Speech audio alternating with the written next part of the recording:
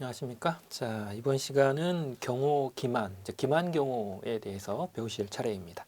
지난 시간에는 사주 경계에 대해서 배우셨고요. 이번에는 이제 기만으로 넘어가는데, 이 경호 기만으로 가장 유명한 사람은 이라크 후세인 대통령입니다.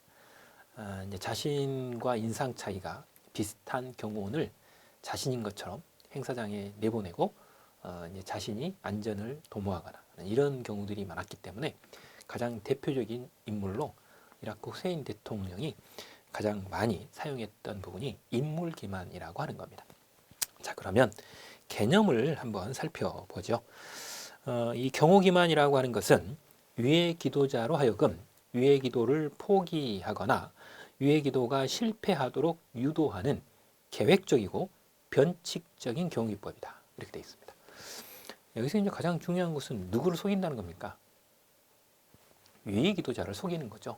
그래서 유해 기도자가 유해를 가하는 것을 실패하게 하거나 포기하게 하는 그런 방법입니다. 근데 여기서 이제 중요한 것은 맨 끝부분입니다. 계획적이고 변칙적인 경호 기법이다. 계획적 동그라미 별표 3개, 변칙적 동그라미 별표 3개입니다. 이거는 계획적이면서도 변칙적인 경호 기법입니다. 그렇기 때문에 비계획적이고 정형적인 경호 기법이다라고 하면 틀립니다. 그게 이제 기출문제 포인트였던 것이죠. 결과적으로 이 경호 기만이라고 하는 것은 늘상 쓰는 방법은 아닙니다. 말 그대로 아주 변칙적인 그런 부분이죠.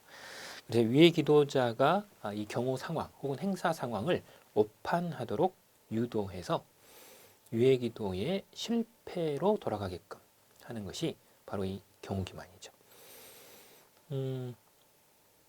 그렇기 때문에 여기에 나와 있는 위의 기도자에게 실제 상황을 잘 모르게 하는 거죠. 겉에 밝혀져 있는 가짜 상황을 일단 위의 기도자에게 던져줘서 실제를 은폐하고 허위의 정보를 위의 기도자에게 주고자 하는 그런 부분인 겁니다. 그래서 거기 두 가지를 보면 쌍가로 2번에 기동간 경호 기만이 있죠. 이거는 이제 경호 대상자를 기동수단을 이용해서 이동을 할 때 기만을 하는 이런 방법입니다. 그래서 이런 경우들은 이 도보 이동뿐만 아니라 차량 이동과 관련된 이동을 할 때에 주로 사용하는 그런 기법이죠. 그리고 그 이외에 쌍가로 3번 경호 기만이라고 하는 것은 행동의 관습성, 그리고 경호 대상자의 일상 노출, 그리고 위의 기도자의 전문성 때문에 개발된 것이 바로 경호 기만입니다. 그래서 경호 기만이 나온 데는 그만한 이유가 있는 것이죠. 자, 그러면 기만 방법을 살펴보는데 이 기만 방법은 일반적으로 이제 일반인처럼 옷을 자연스럽게 입고 나가는 이런 방법도 있을 수 있고요. 의도하지 않는 방향으로 이동을 해버리는 거예요. 의외의 방법으로 이동을 하는 이런 방법도 있을 수 있어요. 그렇기 때문에 일관된 이동로, 일관된 차량을 이용하면 안 되는 겁니다. 그런 방법을 이용하지 않는 것이 바로 기만인 것이죠. 그 다음 허위의 흔적을 표시하는 이런 형태예요. 즉 가짜의 모양을 밖에 던져주는 이런 형태이죠. 그리고 소음이나 광채 내지는 연막 차창과 같은 이런 부분을 통해서 겉에서 쉽게 이 은폐된 내용을 인식하지 못하게 하는 방법들이 주로 이용이 됩니다.